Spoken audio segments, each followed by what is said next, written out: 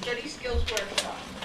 My name is Kim Messier. I'm the president of the Adult Learners Network here on the campus. Anyone who's an adult learner in here needs help, just see me during the break.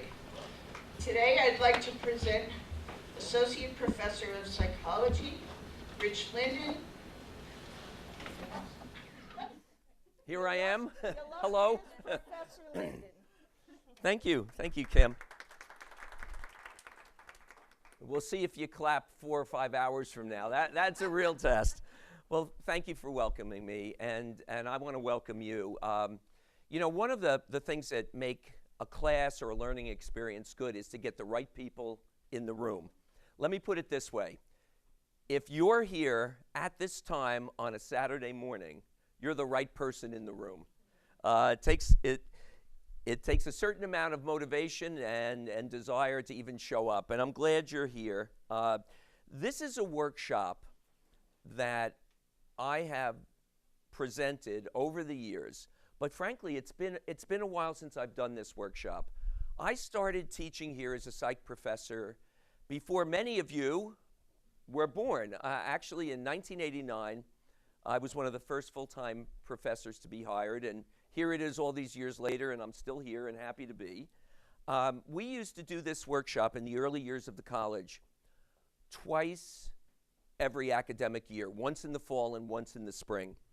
And I remember in the early years teaching this workshop with 2 people in the room.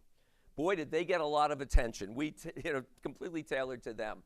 But we've got, I think, close to maybe 60 people registered. We'll see how many folks show up. Glad you're here. And you'll notice that the title of this workshop is How to Succeed in College by Really Trying. And let me explain why that's the title. Some of what we're going to be talking about today are things we all should have learned in 6th grade, frankly. Some of this material is so basic and so straightforward, and yet most of us never learned it. I'd like to ask you to think about your journey as a learner through the early years of the primary grades into junior high, high school, college, right?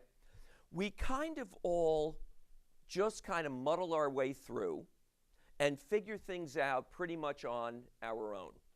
And sometimes we learn things that really work for us. And frankly, sometimes we don't. The goal of this workshop is essentially to help you become not just better at studying, that's narrow, but active learners, all right? No matter what you do in life, even when college is long past, will the journey hopefully involve the opportunity to continue to learn new ideas, new points of view, new facts. May that journey never end, right? All of the research on aging basically supports again and again people who go through life learning new material have much better life outcomes at every age than people who go stagnant. And so part of what we're doing today is really focusing on how do we become active, engaged learners.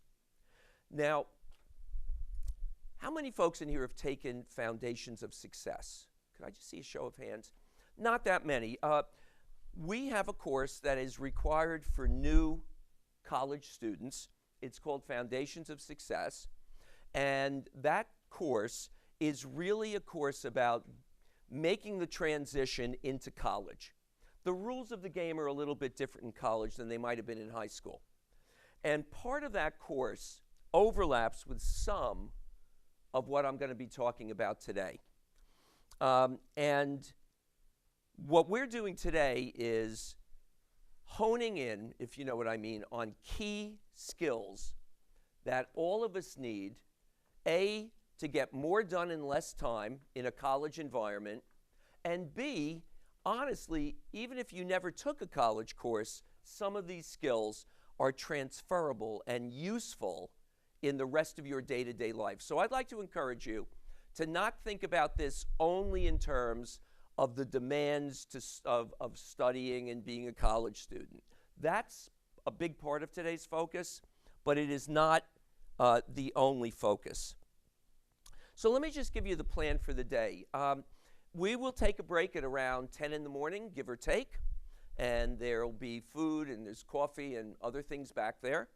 Around noon, we'll break for lunch, and lunch will be in the atrium, which I think is that away. Thank you. The atrium's down there. So we have a lunch, and then we'll pick up hopefully around 12:30, and then run to 2 o'clock. I want to make sure that you have plenty of time to share your points of view, to ask questions. And so let's do it this way. Instead of saving the questions for the last hour, we'll spend a little time then too. But if something, as we're working through the material, please feel free. If there's something you want to share, if there's a question you want to ask, just raise your hand and we'll kind of work it through the day-to-day. My job is, and I don't mean this to, ever make you feel shut down, but if we start wandering off in other zones, I'm going to try to bring us back to the material. We have a fairly ambitious amount of material to cover. We're going to basically be looking at a number of key skills to get a lot more done, a lot more effectively in less time. So if you would look with me at the first page called an overview, this is the big picture of what we're covering today. And we're going to start in just a few minutes talking about the college environment. How many folks are currently college students? Okay, so let me flip that question around. How many people are not currently college students, but, okay. Right. And I see a few of my colleagues in the audience and their families. Wow. You've got the entire row there to yourself. Right. Okay. And then you can see where we're going. We're going to talk about professors and classrooms. We're going to talk about what are called the basic rules of effective studying and effective learning.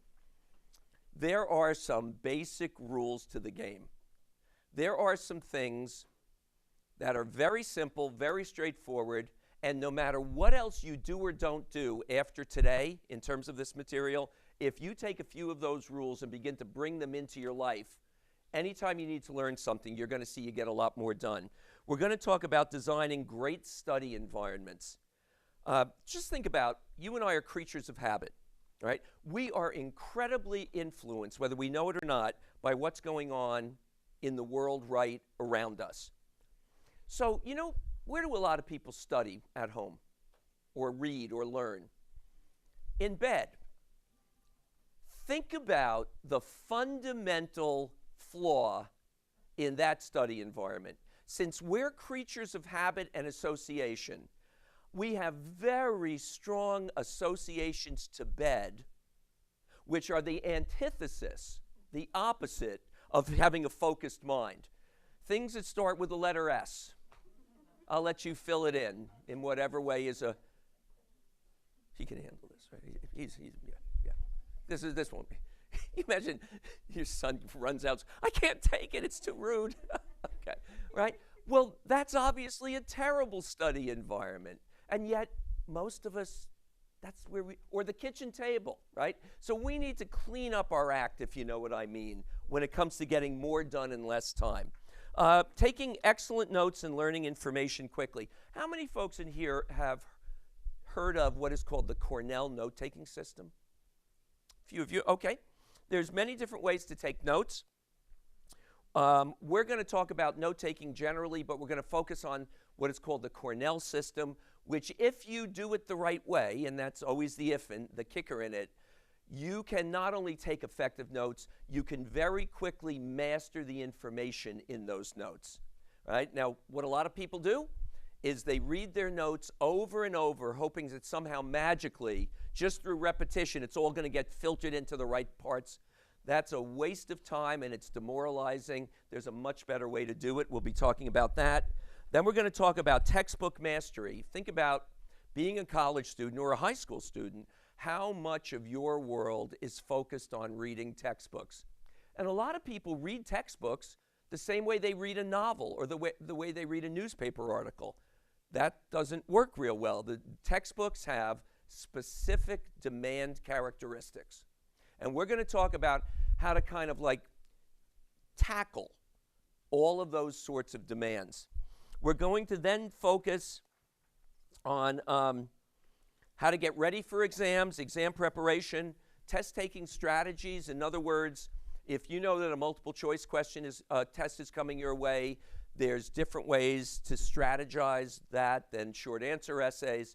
And then we're going to, at the end of today, do something that's called an exam postmortem, which is once the exam's over and you get it back, by kind of dissecting that exam and deconstructing it and thinking about it, you can learn what you need to do better on subsequent exams, right? And then what's not here, but right at the end, actually the last page is for further information. Where do you go from here? Now, we have a diversity in the room. You're all here for different reasons. You're at different places in your educational career.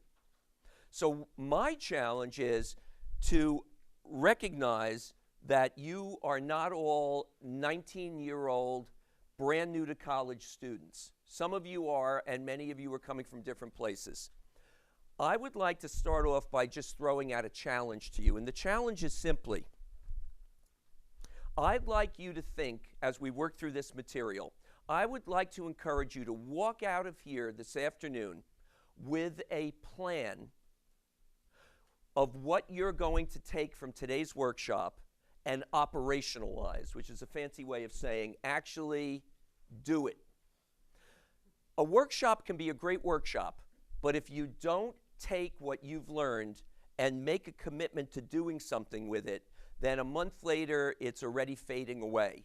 This material is only useful to the extent that you are willing to try it out. So now here's the thing. What might be right for James, and James is a high school student, and what he might want to work on might not be the same as what Shelby wants to work on. And that's fine. That's as it should be.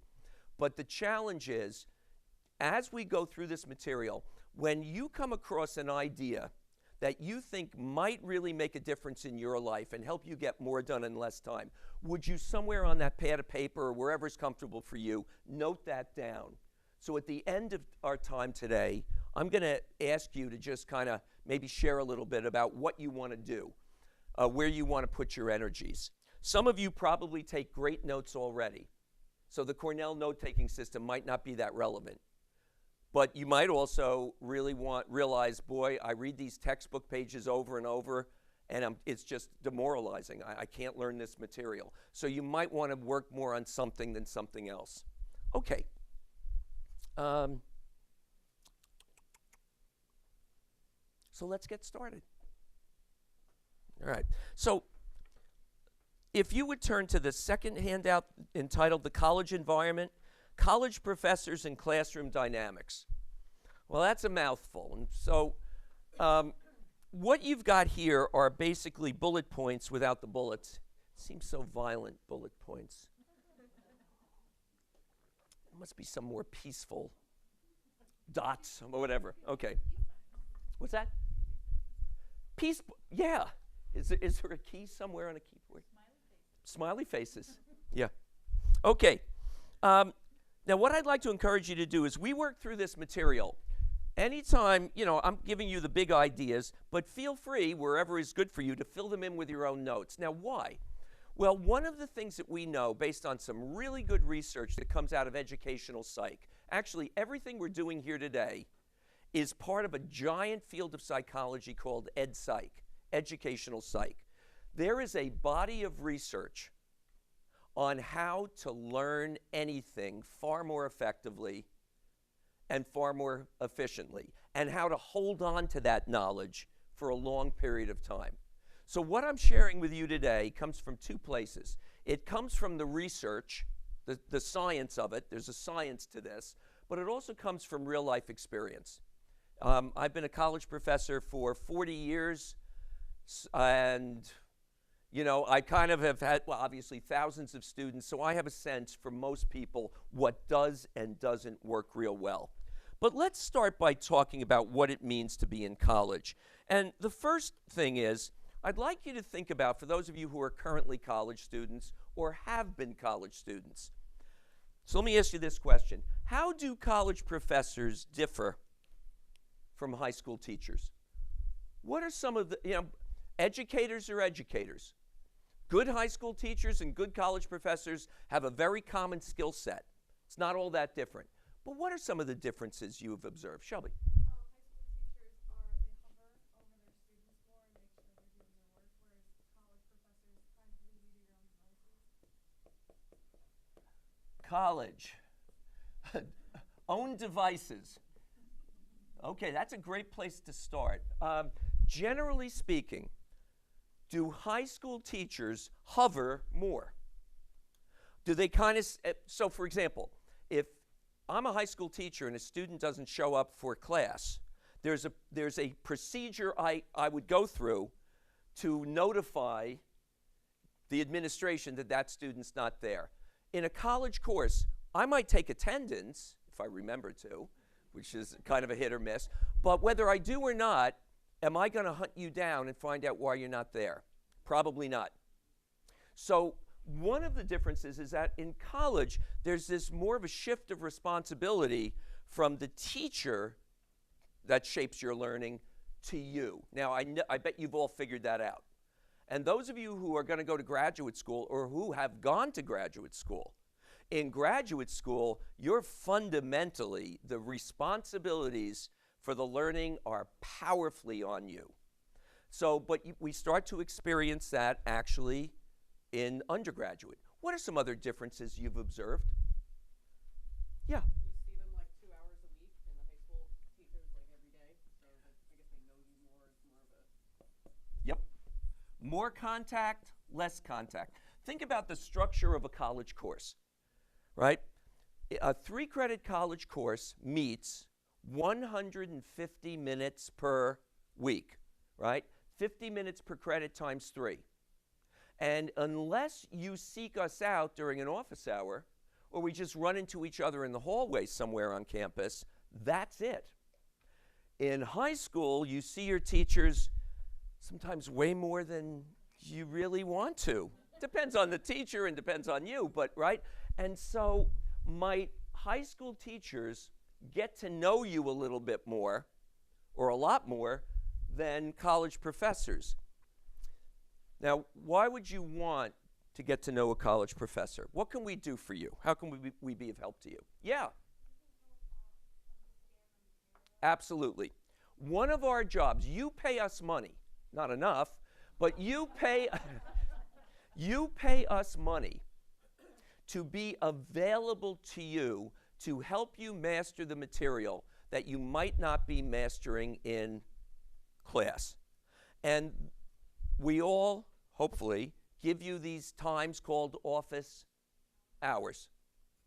And the truth is that early in the semester, most college professors, except for students who are really into their, whatever it is we're teaching and have a personal connection with us, we kind of sit there alone, drinking tea and watching things on YouTube and Pandora.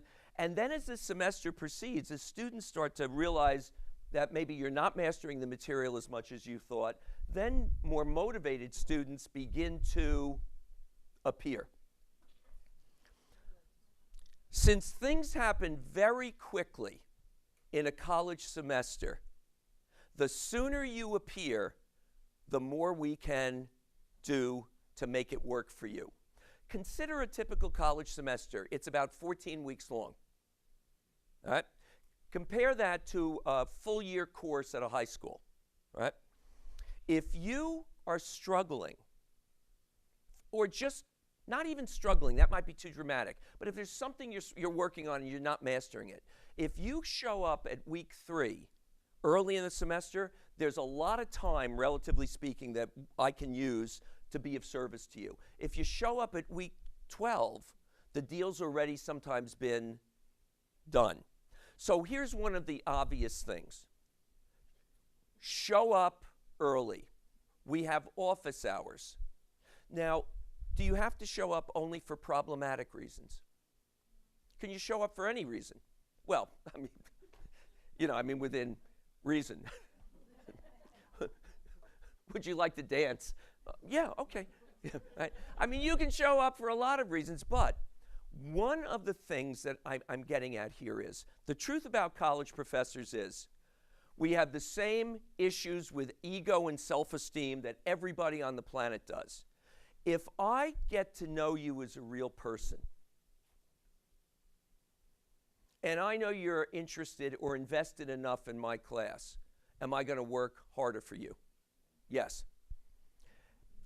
I want to present this material today not in terms of the way the world should be, but the way the world really, really, really is. You all know this from your own life, right? If you make a connection with somebody, and it's a good connection, that person is going to be absolutely more willing to be of help to you. So it doesn't have to be problem-focused. You can come and visit and talk, and sometimes people show up and say, Rich, this is the first psych course I've ever taken, and I'm kind of curious about psychology. Well, that's a great place to begin. And it doesn't have to be about psychology. So one of the things that, I'm looking over at Nancy, my colleague, is sometimes students don't approach us until there are fewer options in terms of how we can be of help. Now, why is that? Well, sometimes, to quote an old Pink Floyd image, sometimes we're just another brick in the wall, so to speak, right? Some of you in this room may have had wonderful experiences with teachers, but I know that some of you didn't. And most of us actually had a mix. I had some great teachers when I was a kid, and I had some other teachers who were truly a brick in the wall emotionally for me. And so it can be a scary thing to show up sometimes. It can feel awkward. But have you all noticed that a lot of times, if you can overcome the initial anxiety, it doesn't get harder, it almost always gets easier, right? So please reach out to your professors. And one of the best ways to do that is face-to-face during one of her or his office hours. If that's just too stressful for you, and it is for some students, then reach out via email. Sometimes that initial connection makes it easier. Any other ways that jump out at you in terms of high school versus college? Well, there is a big difference. College professors have academic freedom. Fundamentally, high school teachers don't. Now, their academic freedom goes back to the Middle Ages. And it was recognized long ago by very wise people that if you want to really encourage intellectual challenge and intellectual growth, you've got to give college professors the right to explore issues. Are there things we talk about in college which would not be on the curriculum in a high school course? Absolutely. Absolutely. So part of the stepping up is you are more likely to encounter points of view in a college course that maybe you did not encounter in high school. Now that varies because there are high school teachers who, while they have to be careful about what they talk about, to their credit, in my opinion, still go for real issues, right? And there are lots of controversial issues, and it depends on what you're teaching. In psych, is there tremendous controversy? There's lots of issues that are psychological that have strong political and emotional connections to them. We talk about abortion. We talk about sexual orientation. But that's college. We got to make it real, right? And so there have been battles, political battles over the years about academic freedom. And in very conservative times in the United States, academic freedom is under attack. But it's still there, and it is a fundamental difference in the way college professors think about what our job is. Our job is not just to teach you facts. Our job is to teach you how to think hard and think critically about real life issues. Now, it's going to vary from discipline to discipline. Academic freedom in a math course is not the same as in a political science course. right? But that is another key difference. So how many of you have had professors who you feel sometimes deliberately attempt to provoke certain points of view in the class? Bunch of hands just went up. Some of that's just because we like to pull your chain. It makes us happy. But the other reason is that's what we're supposed to do. Now, if I have academic, do you as a freedom, do you as a student have some academic freedom? Can you express your point of view if you do it in a way that is not too creepy and disturbing to the rest of the class? Yeah, you can. Okay. So if you look at the second, you must accept more responsibility for your own learning. Well, that's exactly what we're talking about. And I want to talk about that a little bit. I'd like to encourage you, and I know some of my colleagues, and I don't know about Nancy in particular, but some of my colleagues are going to not like what I'm about to say because there's different points of view. We don't agree with each other frequently among, college professors. But I would like to ask you to think of yourself as a consumer. Do you have rights too? They do, don't they? Do they have rights? Yes, you do. We've just decided. Right. And so if you think about some of those rights, finding the right fit between the way you learn and the way a professor teaches, the better the fit, the better the experience is going to be. And if you think about colleges, especially for a lot of the general ed requirements, are there many different professors you could choose for any particular class? Now, you know that there are limitations, right? It's got to work in your schedule, and there's all of those other variables. But does it serve you well to do some work before you decide to pick this section with this professor or that section with that professor? How many of you know exactly what I'm talking about because you've done it? You shop around a little bit, all right? Now, you got to always realize that somebody who thinks this particular instructor is the best, another student who has a different way of learning might not have that same experience. So if you ask only one person as to who's who, you're going to get a limited sample size. As a shout out to you, Allie, because our research person at the college, and I'm not even sure what sample size means, but it sounds good. Okay, yeah, yes. So what do you want to do? You want a larger, sample size, right? It serves you well to ask. But what do you want to ask about? Yes. What is my teaching style? What does Linden do? How does he approach teaching? And how might that differ from a colleague of mine teaching the same intro psych course or abnormal psych course? Now, for that question to be meaningful, you need to know the fit between my teaching style and your learning style, right? And if there's a good fit, then you should, think hard about that person. So let's think about teaching styles and learning styles. Now, I bet some of you somewhere took this thing, this little questionnaire that attempts to evaluate whether you're more of a visual learner or auditory learner or hands-on. And there is some truth in that, but I want to say I would not make that the defining criteria. The truth is, the best way for all of us to learn is to use the rule of multiple senses. And we're going to talk about that a little bit more in a few minutes.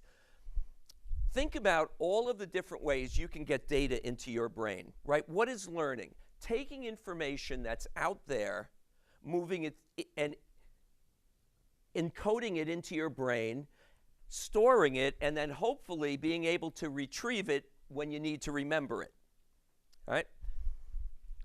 Some of us are primarily visual teachers. Some of us teach in more of an auditory way. Especially lab classes, those of you taking labs, those are like tactile, touch, hands-on sorts of experiences. So you want to try to sort out what your style is. And I'm going to give you for further information at the end where there's an online questionnaire, if you've never taken it, that will give you some sense of what your what your natural ways of learning are. But remember this, the more senses you can use, the more rapidly you're going to learn and the longer you're going to be able to hold on to it and retrieve it. But what's our teaching style? Some teachers are highly, highly organized. 1, 2, 3, 4, 500. Some teachers use PowerPoint, and PowerPoint is, for those of you who like highly organized presentations, professors who use PowerPoints, usually that's their skill set, and they teach to that structure. But could that be right for one of you but not be a good fit for somebody else? Might some of you grow bored and weary when it's click, click, click, click? Do some of you like a professor who's a little bit more scattered? Although scattered in the good way, not scattered in the god-awful way, which is, you know, right? But somebody who has a structure, but also has more of this kind of flexible thing going on, right? Some of you like professors who have a wacky sense of humor. Some of you find that off-putting. That's a variable. Humor is a way of honing points. Humor can be used as a very powerful tool, but some students find it more distracting than they do useful. Now, in an ideal world, every professor would be able to blend every teaching style perfectly. In the real world, we all have our preferences. When I was a student, I was a natural auditory learner.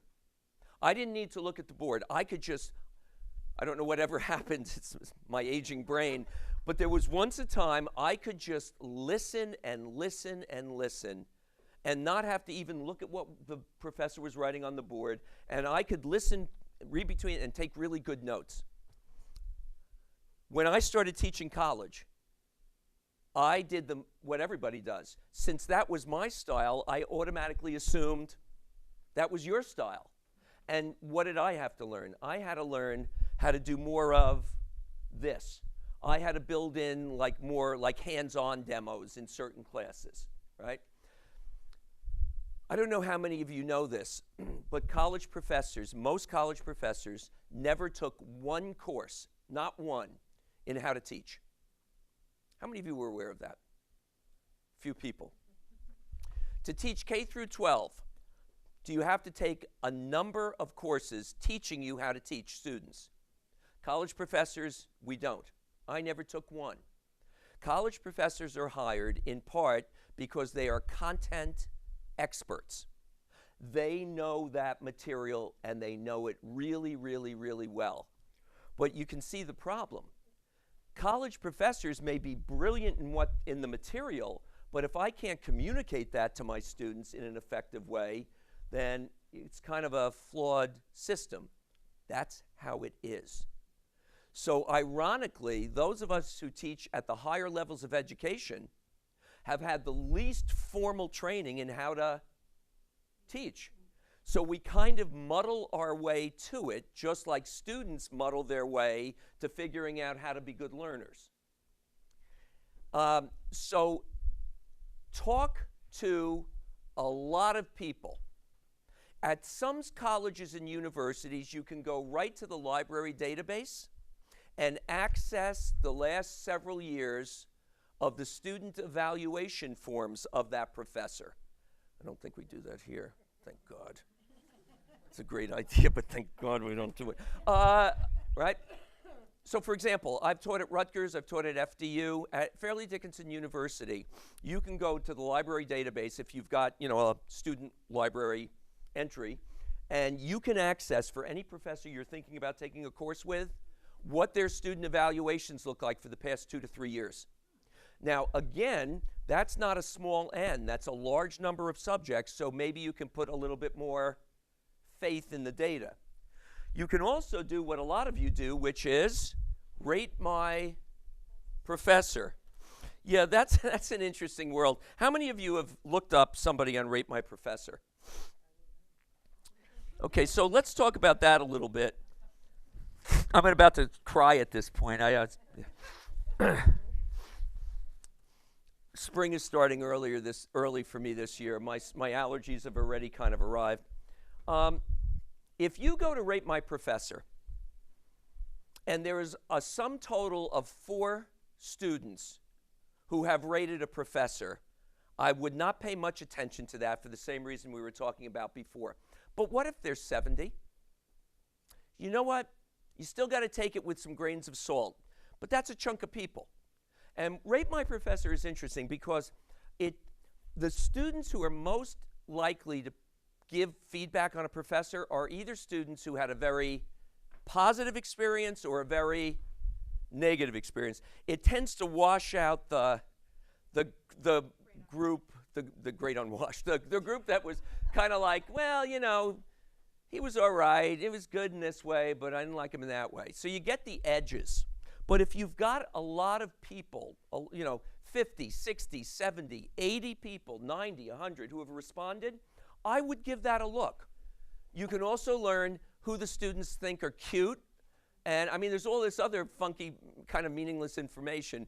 But honestly, look and read the comments. Read the comments. So when you see 50% of people who filled out on a particular professor say, textbook, very important. Note that. That means that that professor builds exams which are highly oriented by the textbook. What if you see 50% saying, textbook wasn't that important, but you sure better show up and take great notes? Well, they're telling you that their grading is coming more from this angle than this angle. So I think it's a place to look, but I think you've got to do it very cautiously.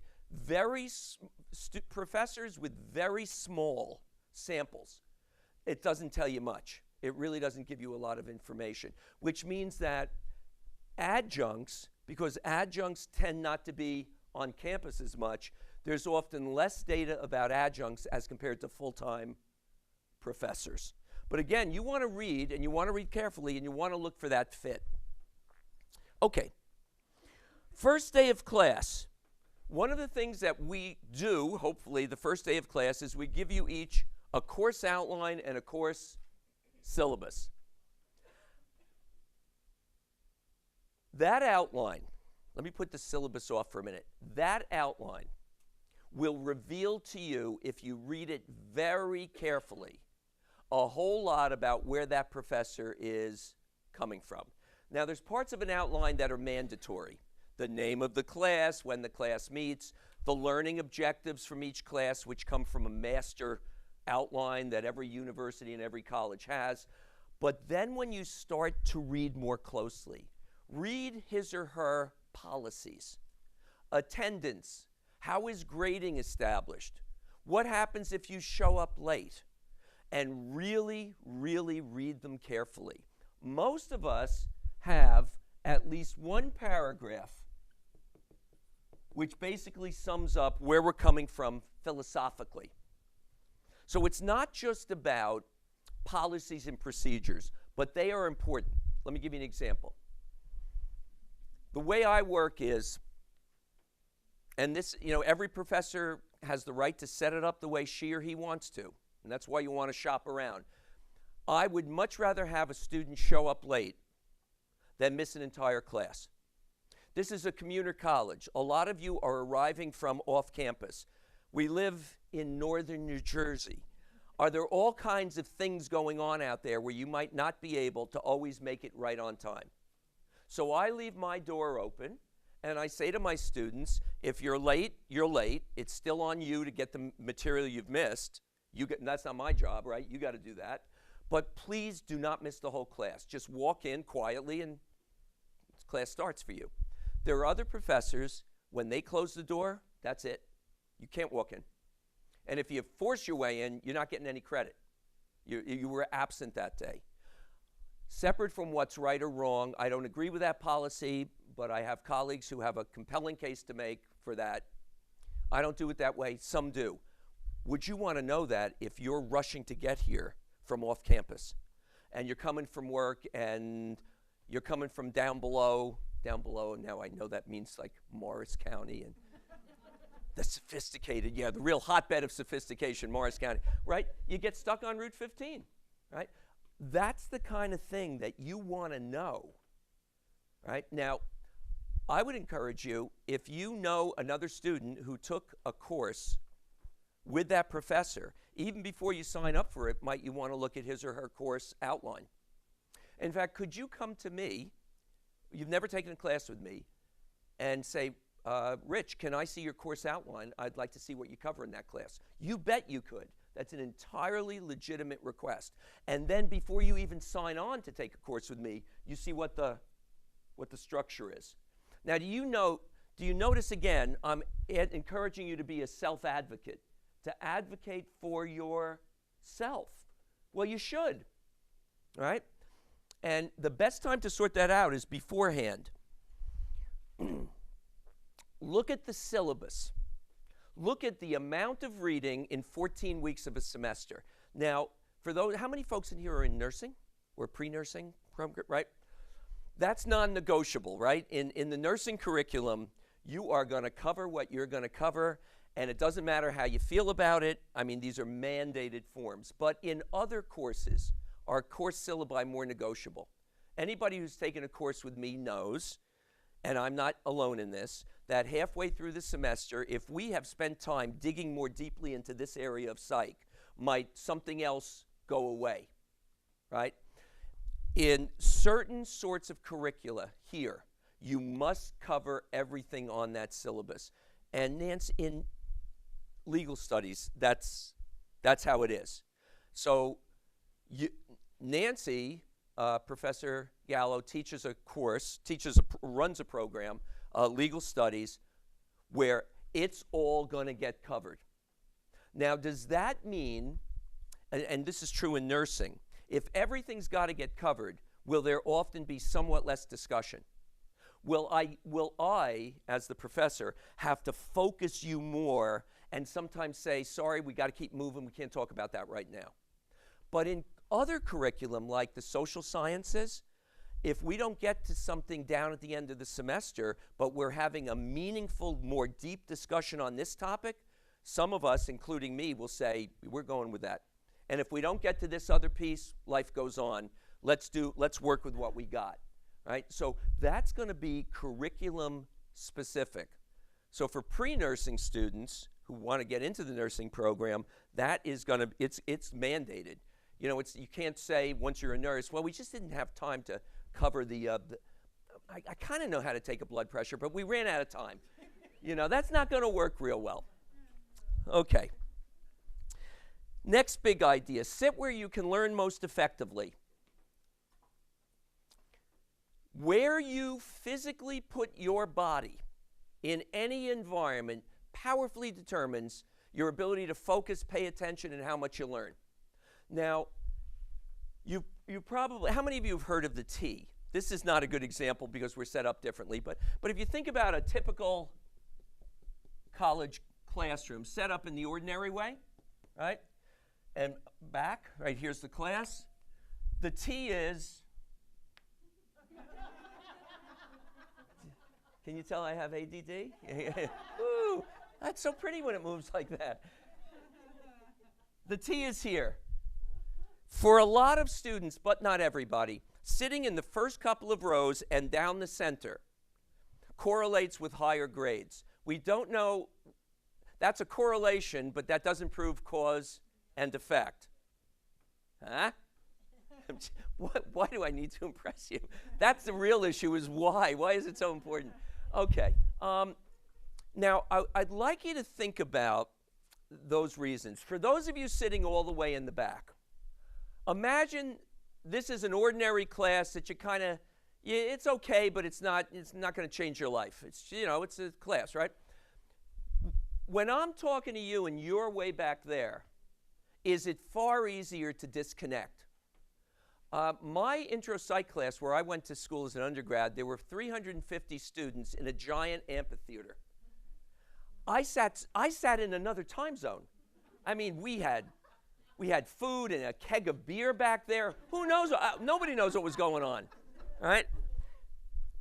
In courses that you're deeply interested in, you love the material, you can sit anywhere in the room and learn. You really can.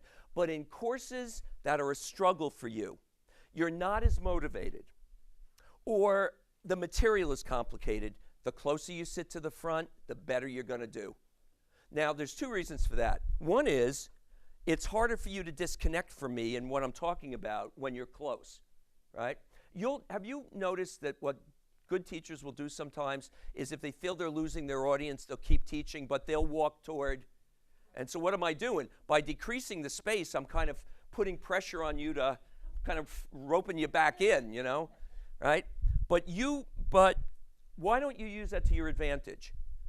Now, some professors spit a lot, and you can see the things in their teeth, and they didn't floss before, and yeah, it's kind of a turnoff, quite frankly. But separate from that, it's better to sit closer, and there's another reason. Who am I going to pay the most attention to? You guys. I'm going to notice you.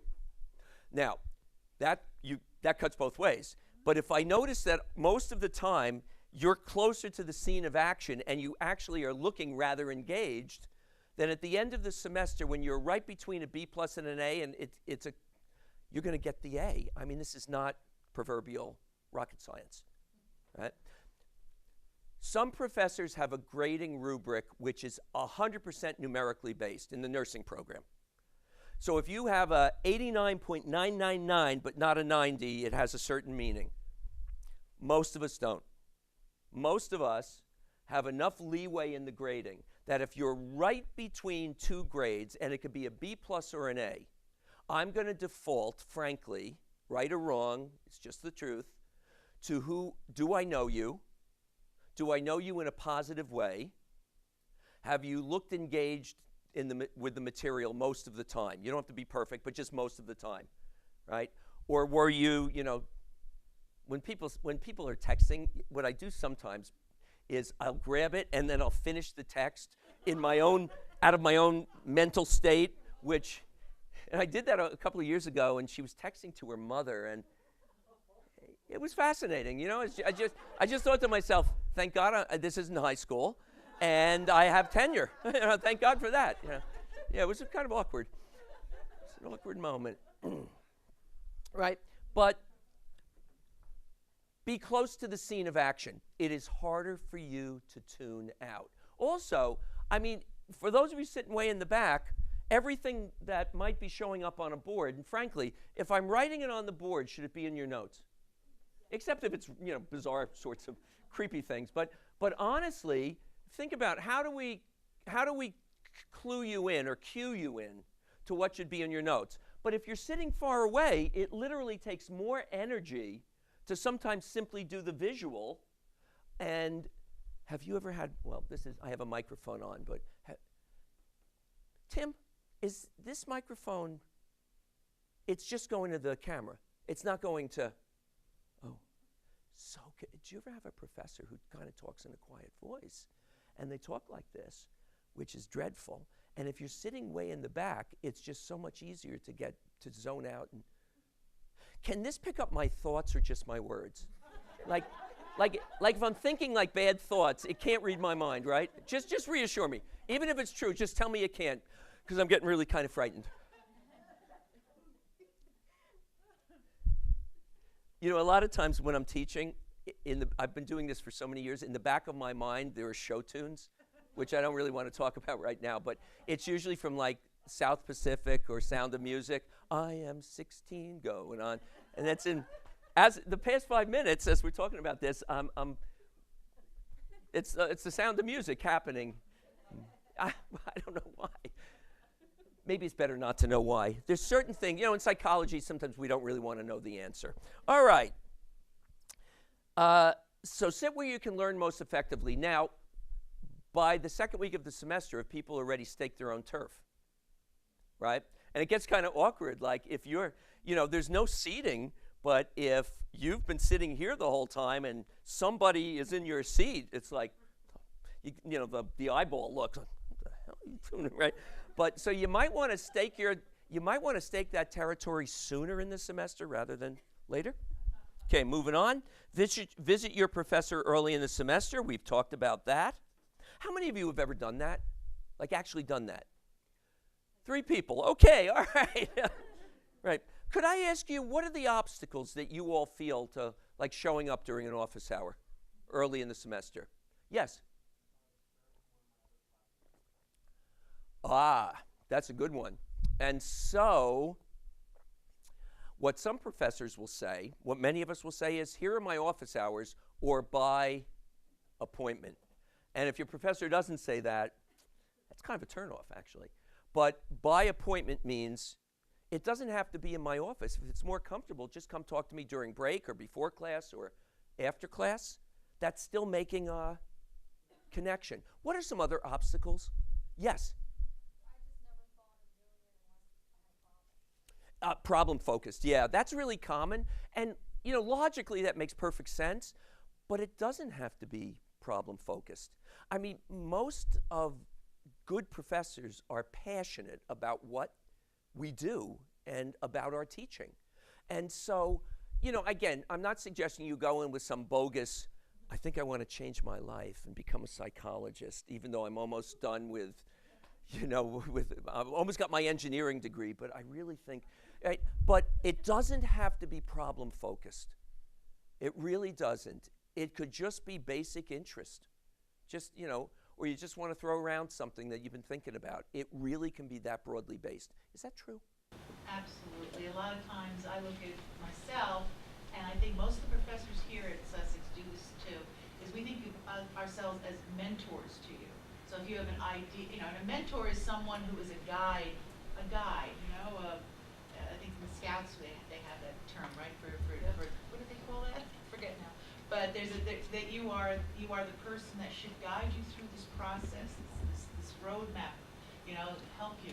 So I often have students come in, and Rich, I'm sure you do too, talk about internships, because they've been, studies have shown that really, you can't have enough internships.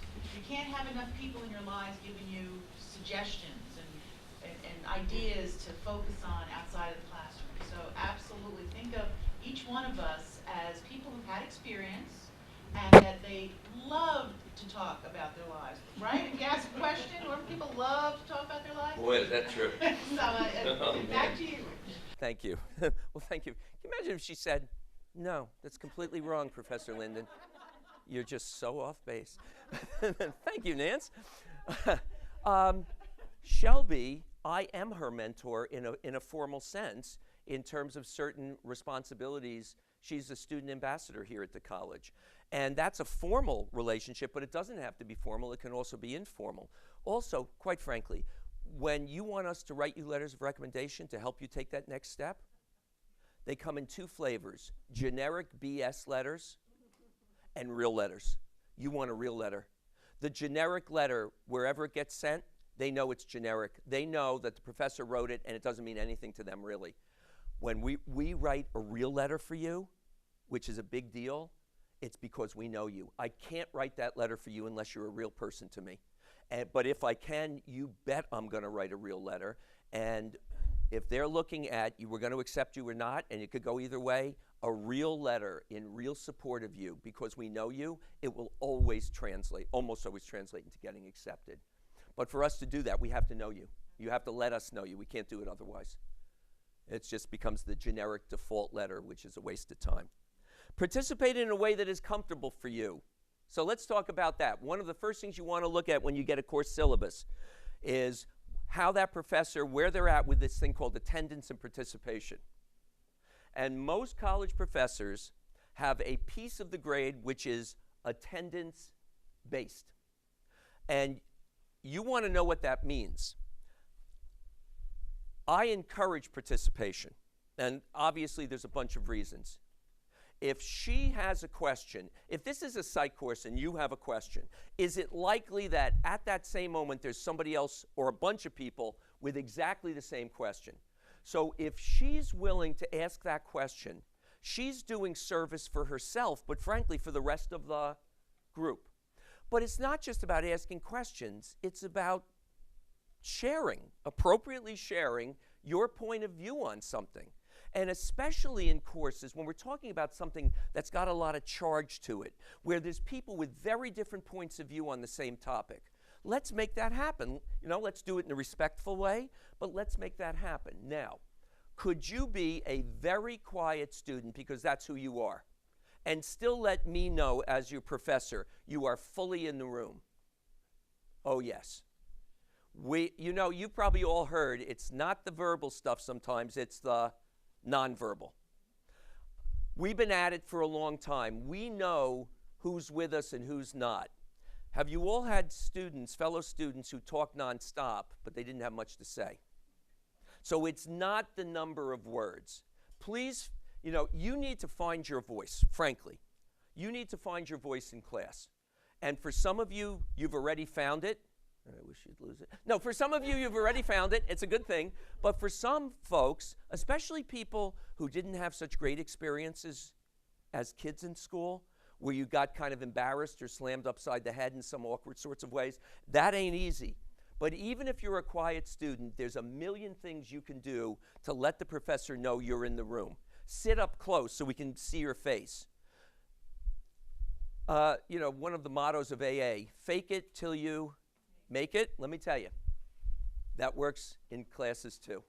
Act the way you'd like to be. Act interested even if you're not. Consistently act interested even if you're struggling. It's amazing how the human mind wants consistency. If my body is acting interested and my eyes are acting interested, my mind wants to follow. Use it to your advantage. Now, for some of you, you might have started off or are starting off very quiet in class. You haven't found your voice yet. But every class you take, working to find that voice is really important. All right? And so I've had students come to me during an office hour saying, Rich, there's so much going on in my mind when we're in class, but I'm so uncomfortable saying it. So we make a deal. One time in the next month, just once, raise your hand. I will be right on that, and I'm going to make sure that whatever you say, it's going to work, right? And have you all noticed the truth of life? The hardest time to get to do something is often the first few times, and then if those don't go bad, it gets easier. There's a ton of research in ed psych that correlates letting us get to know you in the ways that we've been describing and getting better grades. And not just getting better grades, but as importantly, learning even more. It's hard to learn from somebody who you're frightened of or don't like. And it's hard for me to teach you if it's clear to me you don't like me. It's really hard. It's just the way we are. Okay. Note your professor's area of interest very quickly. Anytime a professor is teaching and she says, this was my PhD dissertation, you want to take copious, detailed notes because frankly, since most of us are fairly narcissistic, if it's something I'm interested in, then I think you should be interested in it. When a professor says, I just finished doing a study on dreams, and right? You're going to see that on an exam. You can bet money on it. Notice what we're interested in. And you'll see, like, we'll kind of talk in a monotone voice about this, and then we'll get real animated about that, right? Even if I don't tell you I'm interested, you can tell by my voice. You're going to see that on exams. High correlation between what turns us on and what you're going to be expected to be responsible for. Yes, Nance? Ask them what they're most interested in. Ooh, yes. Find out what's on the test. Oh, yes. That's right. You like the most. Absolutely. And as we get into exam prep, we're gonna hit on that. Okay. We've talked about the 14-week semester, and then the last thing you see there, if you're between two grades, we've already talked about that. Make it easier for me to give you the better grade. You really can make it easier, right?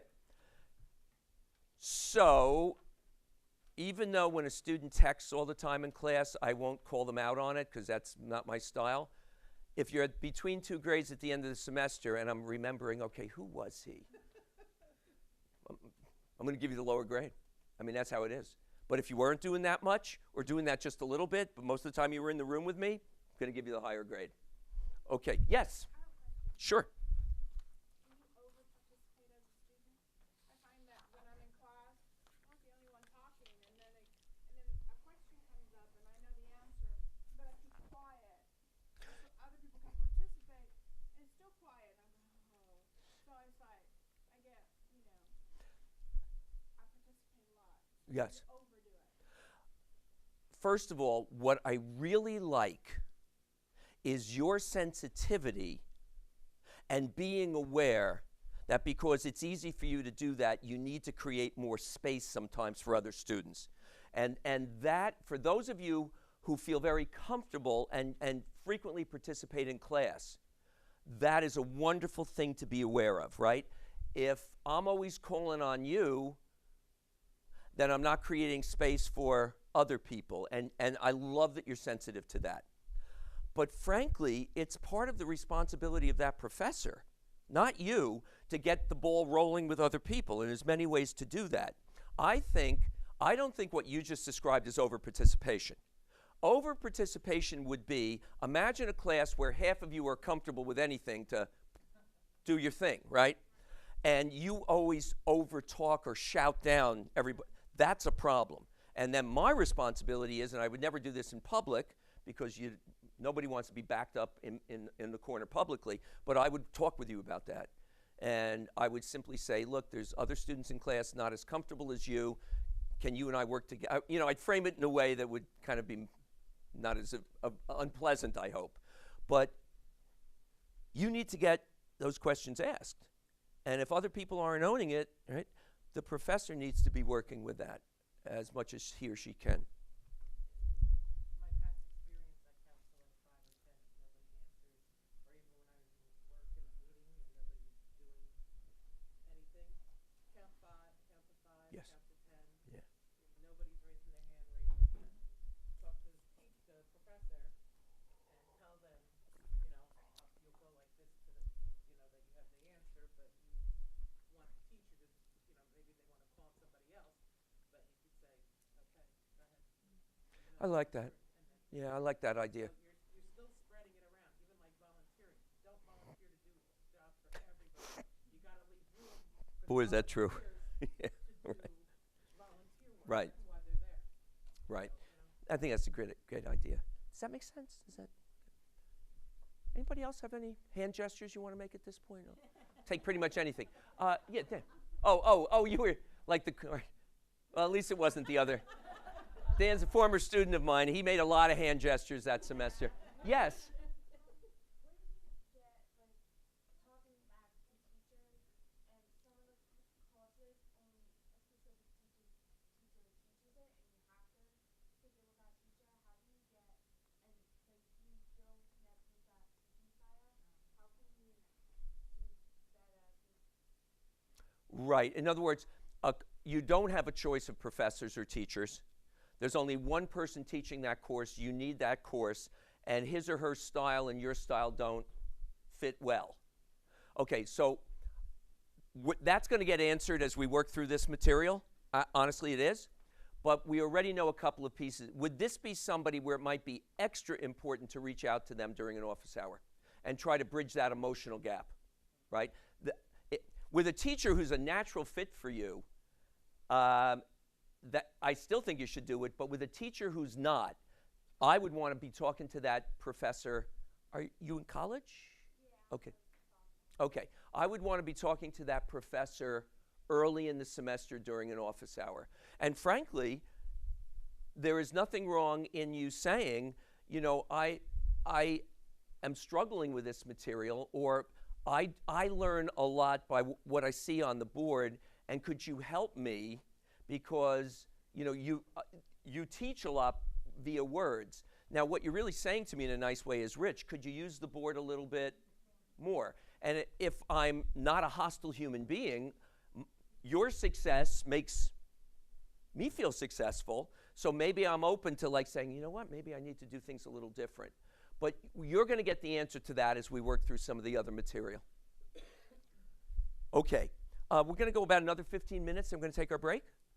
Okay, so let's look to the next review sheet if we could. The basic rules of effective studying and effective learning. If you do nothing else, any of the other material today, I would like to ask you to look at these and to key on a few that you might want to experiment with. Think of this workshop as the beginning of an experiment. If you're willing to experiment with some of these things, you're going to be able to get more done more effectively in less time. On the other hand, if you don't, you might walk out saying, yeah, it was kind of interesting, but you're kind of dead in the water. So you want to try some of this. We're really talking about building habits and building new habits. Now, you've all been in school for years. Even the youngest person in this room has been in school for years. So do you already have a whole bunch of habits about how to study and how to learn? And I'll bet, if you're like me, some of these habits are great, and some of them are not so great, right? But the good news is, if you learn something early in life and it ain't working, because learning is reversible, you can unlearn it and learn something new. Habits change. So what we're really talking about here, and all of the materials I'm going to give you for further learning, if you're interested in this, is about first analyzing your current habits. What are you doing right and what are you doing not so right? And deciding which ones to keep and which ones to change. Now, to understand good study habits, we need to know something about the human brain. The human brain is the most complicated thing probably on the planet. Right? The human brain is programmed genetically to learn in certain sorts of ways. And the human brain has what are called evolutionary preferences, meaning the reason humans did not disappear from the planet eons ago is our brains are really good at learning if we let them do what they're meant to do. And what do brains love? Human brains love organization, and they also love novelty. The human brain, which is the most sophisticated information processing system there is, the human brain loves information that is coming into it and stored in it in organized ways. Now, that's one of the reasons the human brain loves outlines. Is this an organizational structure? Big idea, sub-big idea, another sub-big idea, little ideas. Organizational structure. Or, have any of you taken notes or learned what's called mapping as a way to take notes? Okay. Now, most of us take notes like, here's a piece of, right? And this sort of thing. But for some of you, especially those of you who are visual learners, and I'll give you a link to this website at the end of class today, some of you who are really visual learners, let's imagine I'm doing a lecture in Intro Psych on dreams. And I spend the first 15 minutes of that class talking about the definition of a dream. And I give you two definitions, 1 and 2. And then I spend the next 20 minutes of that class talking about the purposes of dreams. And I give you 3 different ideas about why we dream at night. And then I shift to 2 different theories that scientists have developed to try to explain dreaming, Theory 1 and Theory 2. Is this an organizational structure? It's not done in this linear way, it's done in a far more visual way. This is a type of taking notes called mapping. Some of you most people never learn it because what we're taught as kids is the more notebook, paper, sentence, space, sentence, space, sentence, space. For those of you who are strong visual learners, could you see on one big piece of paper, you could take a whole bunch of ideas and get it out where the brain can see it all at once? This is organization. The brain loves structure. But the brain also loves novelty, newness. What do good teachers do? They don't just throw out a concept. They give you some weird example. And might you remember the example more than the definition, but if you know the example, can you sometimes work back to the definition or the concept, right? Those of you who have taken courses with me, like Abnormal Psych, I was a therapist for many, many, many years. I worked at Greystone, the old one. I worked in various mental health centers. I had a private practice.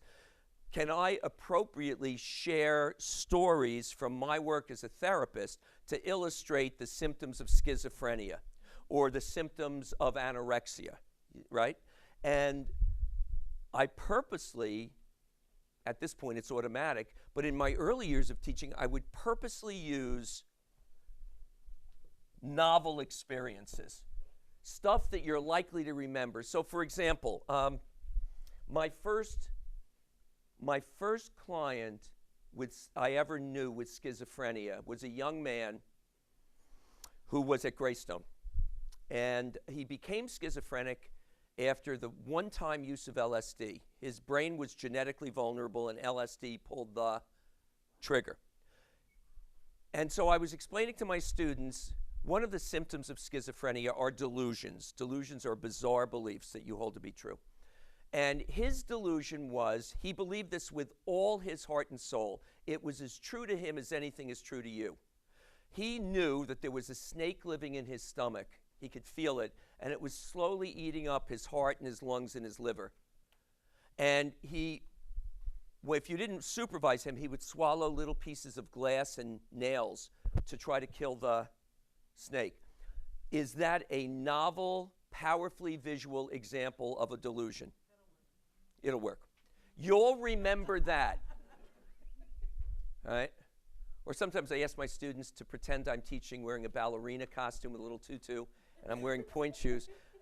And that's novel too, but that's more for my own needs than... It has nothing to do with the class itself, which is why it's good there's tenure. Yeah. Okay. Now, what if you've got a teacher who doesn't have that natural novelty thing? Could you create your own examples which are novel and weird to remember something? All right, if I'm doing it for you, that's nice. But when you're studying and reading your notes, come up with images that are novel and strange, but are still accurate, right? I'm sure this is probably done in nursing, but who are the nursing students in here? The blood moves through the body in a certain way. It's not random, right? It's like following a certain pattern. So could you, that is true, right? Otherwise we'd be dead. Okay, all right. So could you creatively, to remember how the blood flows through the body, I don't know what the hell I'm talking about, right? Could you imagine you're taking a ride like the movie Fantastic Voyage, you're sitting on a red blood cell, and you're traveling on that red blood cell, and you create this incredible, interesting visual of how the blood moves where the blood moves. Right, it does go through. I figured, yeah. Yeah, right? But if you did that accurately, is that going to be something that, because it's novel, you might be able to remember more easily than just memorizing a flow chart? Now, if you're great with words, then memorize the flow chart. But could you actually do both? Do the words and do the picture. All right? How about structure? Now, a really good teacher is going to have a structure. PowerPoint teachers, there's the structure. It's right up there. But here's the problem with PowerPoint. One of the problems with PowerPoint is students get too much into automatically copying the PowerPoint and not thinking about what's embedded within the PowerPoint. Right? There's nothing wrong with PowerPoint, but it puts you guys out of active into passive mode. Well, okay, and you wind up copying it without knowing exactly why you're copying it and what it means. Bad thing to do, right? With PowerPoint, you've got to sometimes almost work harder to see what the real pieces are within each of those ideas. If you're forced to take a class with me, going back to your issue before, if you're forced to take a class with me and I'm not organized and you need structure, then you're going to have to create your own. And when we get to note-taking, I'm going to show you how to create your own. Okay, a couple more minutes and we'll break. Okay. The active and questioning mind learns rapidly. Think of your mind as in one of two modes at two edges. Passive, somewhere in the middle, active. Passive, you're like a tape recorder. You're like a machine. It's like, I had this image sometimes. Here's how we could do class. I'll start the tape. You'll each have your own tape recorder. You'll hit the button at the same time. We'll go out and have coffee. We'll come back and we'll just flip the tapes to the other side. That's you as a machine. Passive mind is bad news. Every time your mind is reading a textbook and shifts from active to passive, it's a waste of time. You are doing what we call the pretend studying game rather than the real studying. Think about how much of what we call studying is pretending. I pretend to read the book, but my mind's a million miles away. I'm taking notes like a machine, but I'm not even focusing on what the notes are. We need an active, focused mind. Part of my job is to help you do that. Part of your job is to help you do that. I can't do it all for you. You have to be, in fact, you need to do it more than I do. When you're in a class, and even if you're not going to ask a question, if you've got a question or some sideline issue that pops out of your head as professor is talking about this, you could write it down on a piece of paper. Even if you never read that paper again, the fact that you wrote it, it gets put into your brain. This is called the rule of multiple senses. The simple rule of effective learning is the more senses you activate to get something in, it gets in faster, it gets stored deeper, and you remember it a lot longer. So let's name those senses, right? There's this thing called vision, hearing. There is the tactile sense. If you're holding a pen in your hand right now or a pencil, and you're occasionally putting something in a note, that's the sense of touch.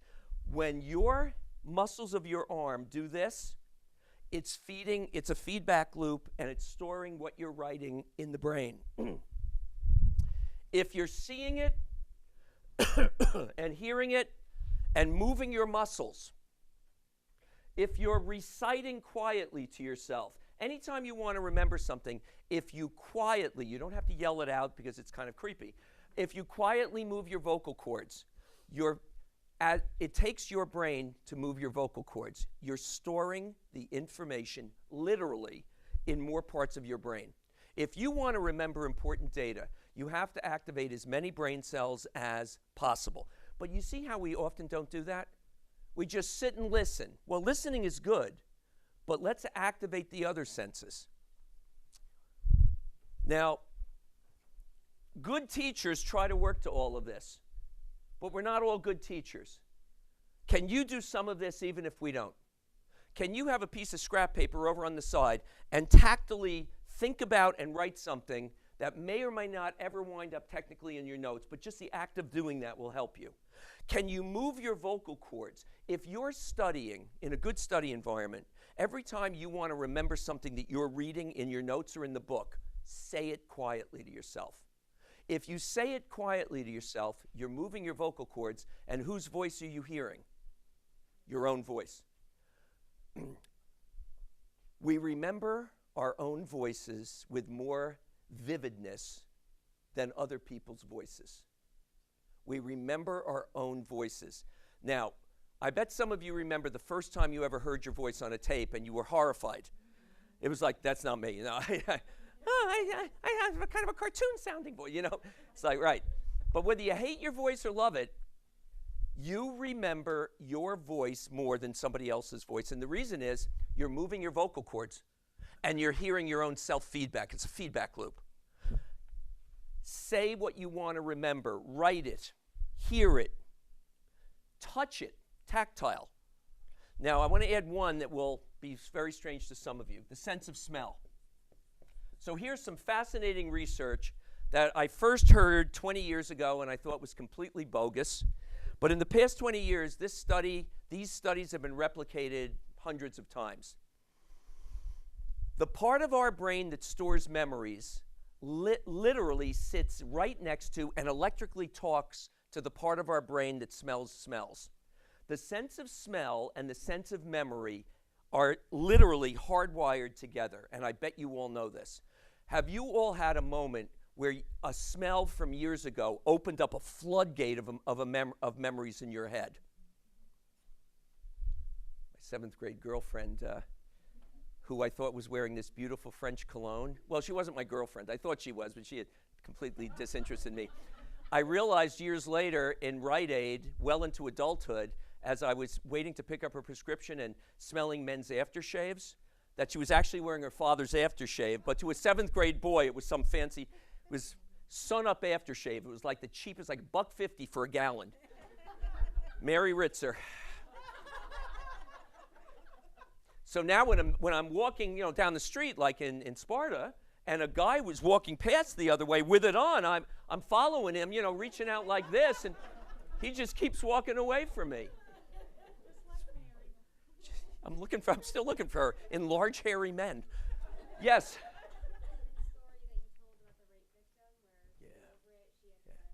Oh yeah. Absolutely. For those of us who have worked with people with PTSD, post-traumatic stress disorder, could a smell be associated with a god-awful experience? And years later, could re-experiencing that smell open the floodgates to the flashback, the trauma? And that is absolutely true. And I've had clients with that problem. And of course, the solution is the only way you can get over it is to smell that smell over and over and over again until you gradually desensitize. And so the homework assignments that therapists use when we have this scenario is you got to go out and buy a bottle of that particular cologne that you associated with the traumatic event, and you got to break it down into tiny little bottles and have those bottles everywhere in your life and over a period of about a month. And it's the expression cruel to be kind, right? It's brutal, but you can't get over, there's no other way to get over it. You can't put that ghost to rest until that smell gets disconnected. But now let's look at break in just a second. How can we use this to our advantage? Well, so here's an interesting thing, which is apparently quite true.